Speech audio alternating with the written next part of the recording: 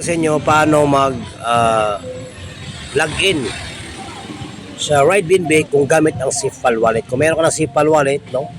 Download ka lang sa Play Store at pwede mong ilagay ang iyong 12 phrases sa Trust Wallet para meron ka sa SIFAL. Maganda kasi sa SIFAL guys kasi updated talaga siya kung may transaction. Hindi katulad sa Trust Wallet na matagal.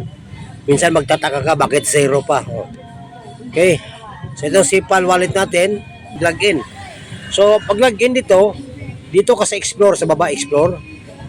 Tapos, i-click mo lang dito, no? I-type mo lang dito, RideBnB.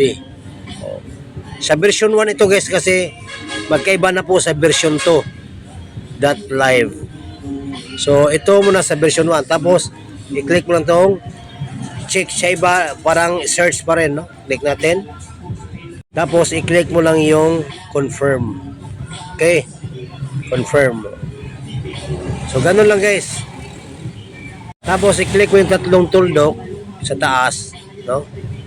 Tapos, itong network setting, Ethereum, dito part, i-click mo lang yon. At ito, may arrow dito sa taas, oh. I-click mo lang yung arrow. Tapos, OPBNB hanapin mo. Kasi maghanap ka, pwedeng i-type mo na lang dito. OP, kung lalabas na, i-type mo lang siya. Tapos, i-click mo ng confirm. Guys, maganda magamit ka ng SIFAL wallet. Mas maganda yun talaga ang kumbaga i-recommend, no? I-X mo lang yan, X.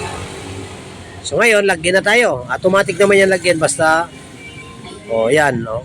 Nakita mo, may what sa beginners, may nag-upgrades into influencer, just got upgraded, so, tuloy-tuloy lang po siya, guys, no? So, yan ang dashboard natin. So, yan. So, ganun ang pag